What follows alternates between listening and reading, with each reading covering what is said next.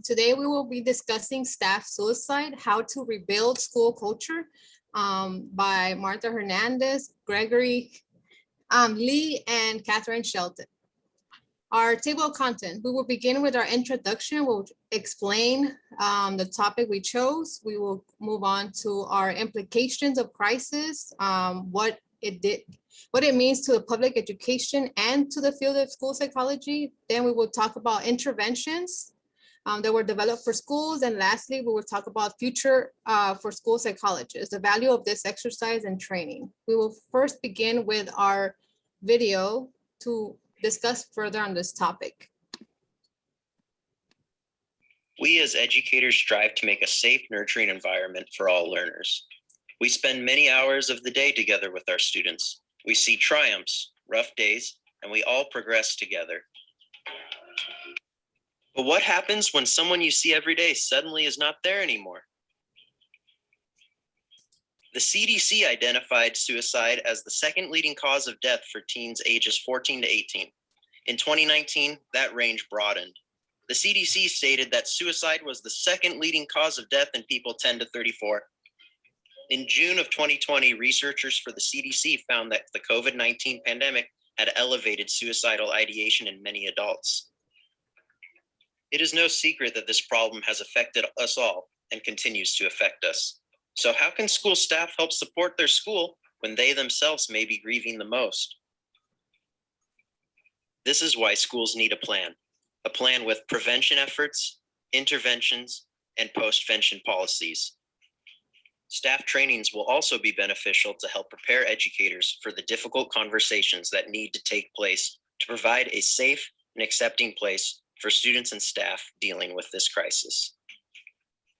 There is no easy fix for addressing suicide with students and staff, but proper training, planning, and compassion can go a long way when supporting our schools. Thank you.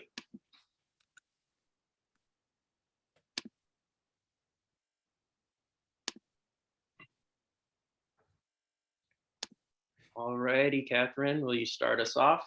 Yes, thank you, Greg. So just a brief introduction on why the topic was chosen. This topic in particular hits really close to home for me. On March 2nd, 2015, when I was a junior in high school, I experienced a teacher taking her own life on campus. She had decided to take her life in her classroom, and her students found her, and it wrecked the school for months. They were trying to rebuild school culture. We got lots of grants, lots of donation, lots of money for trying to rebuild the school, but they had no idea what to do with it. The school had made all these promises of things that they wanted to do and ways they wanted to help everyone, but they didn't even know where to start. And so because of this, I found out how great of a lack of information there is out there. The majority of school programs are geared towards preventing student suicide, but there's not a whole lot out there about helping prevent mental health issues with the adults and the teachers that are supposed to be helping these students. And so we would like for this presentation is about us developing more programs out there to help support those that are supporting our students. So thank you, Catherine. So moving on to implications of a crisis. What does it mean on public education? Reimer et al. Stated that unaddressed mental health from violence and traumatic experience may result in increase of dropout rates, lower academic achievement, and overall impact on well-being.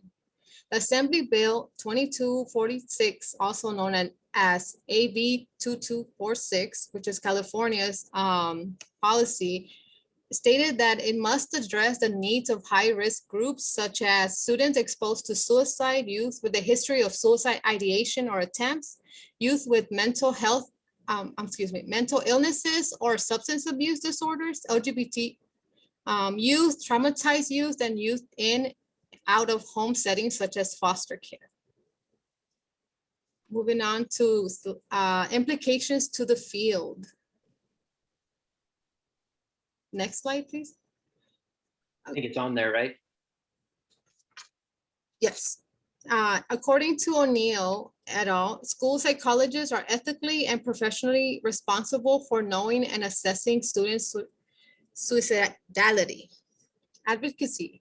Mental health is part of school psychologist program training in which there are certain NASP domains associated with this, such as domains 1, 2, 4, and 6. And this is all according to the ERPS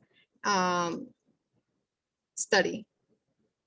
School psychologists help school districts with compliance on state laws. Lieberman and Poland stated that school psychologists reevaluate districts' policies and procedures to determine if additional strategies are needed for suicide prevention, intervention, and postvention.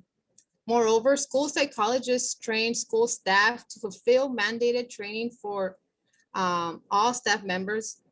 In addition, they educate on ways to identify at-risk students, and they also provide interventions to help not just the at-risk student, but everyone at the school, which includes staff. Moving on to resources. The NASP suggests that school psychologists should commit to staying current with resources in the field of youth suicide prevention. Also, furthermore, school psychologists should review all the crisis resources to ensure that they are adequate for each student and family. Additionally, they should have community-based resources or services available to all. The 3-tier suicide prevention, as stated by ERPS et al. In tier 1, school psychologists' role is to aid universal screenings for all students for suicide risk and includes in-service trainings and curriculum-based suicide education. On tier 2, school psychologists' role is targeted with prevention, focusing on students who have been identified at risk. They incorporate more comprehensive assessments and follow up with students. At the third tier, their role centers on students who have been identified as suicidal. It also involves collaboration with parents and outside professionals to find treatment. Elena Primack-Sandler stated that when someone dies, sorry, could you move on to the next slide? So Elena Primack-Sandler stated, when someone dies of suicide, the people impacted most dramatically are those closest to the person who died, which is family, friends, coworkers, and classmates. The following are portions of this presentation will be discussing interventions for this type of crisis. So the first would be the support rooms for students and school staff to help with grieving. However, the Department of Education stated that schools should create policies on how students would be able to access this type of services. For instance, they should consider the following questions. Are parent or guardian notified or required to give permission? Are children self-referred or do they require referral by our school staff member? Who will escort students who are in distress? Support services should be offered to students and staff before, during, and after school. In addition, this type of services could be offered to interested family members. The services could be offered on school grounds and later possibly to community mental health resources. All right, and the other intervention, wait, go back. There you go. The other intervention that we came up with or that we discovered was psychological debriefing. This is specifically used when schools go through traumatic events or a trauma event affects the school. And this is specifically providing emotional and psychological support immediately following a traumatic event. It's specifically to help prevent PTSD from occurring in those that experienced it and those that impacted. It can be done in individuals or with groups of people. And the best results are found from a short period of services. There's not really studies to find out about long-term effects, but it doesn't seem like it really has, it's really as useful over an extended period of time, but it's really to help the students and staff recognize what their feelings are, come to terms with how they're feeling, and then also validating that it's okay to have those feelings. It's okay to be feeling this way as they're going through sort of recovering from what happened. Okay, so I'm going to talk about the implications of this exercise that we went through today to our future roles as school psychologists. So first of all, I wanted to start with saying school psychologists are often looked at when responding to crisis. In 2007, Adamson and his colleagues conducted a study where 223 school psychologists nationwide were interviewed. 93% of these school psychologists reported that they had in fact responded to a serious crisis during their work. 90% of this sample stated that they were part of the school psychologist crisis team and considered a leader or coordinator. So school psychologists have no class responsibility and often take on many administrative roles within their districts and school sites. This inherently makes them a leader and someone who can move quickly during a crisis and that staff can go to for answers. So, as far as some of the responsibilities of a school psychologist during a crisis like this, Adamson's research reported that 79.2% of school psychologists reported using mental health services to serve school members in the aftermath of crisis response. So that's definitely something that we're going to be looked to for as the mental health practitioner within schools. We're kind of going to be the expert in that realm, and we're really going to have to be using proper psychological debriefing strategies and therapy techniques. So it's clear that we will encounter it and deal with the crisis. It's very evident with these percentages. It seems like it is a well-known part of our job. However, of the 223 school psychologists surveyed in Adamson's research, only 25% reported receiving a graduate level course in crisis intervention.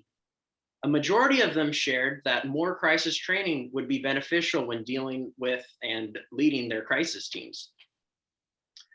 There's not much expectation of crisis training in the field of school psychology right now. It is getting better, but it is up to school psychs to seek out trainings and opportunities like this assignment and like this course to broaden their knowledge.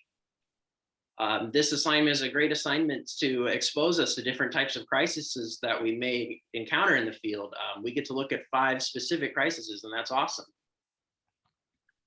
So now I'm going to kind of talk about the effects of school psychology on school psychologists and what we could expect to see in ourselves in the future.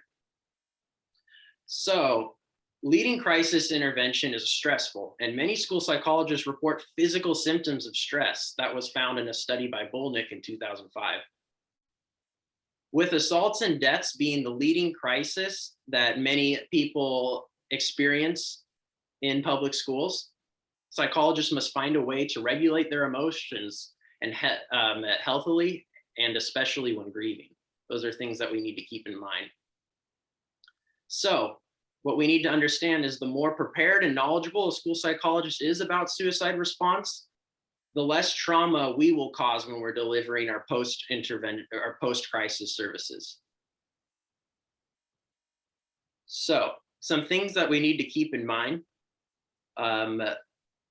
in response to a staff suicide, a school psychologist may be providing interventions for many people. You're going to be dealing with grieving and perhaps traumatized staff and students. We need to know how to navigate those situations effectively and responsibly without adding more trauma or overstepping boundaries.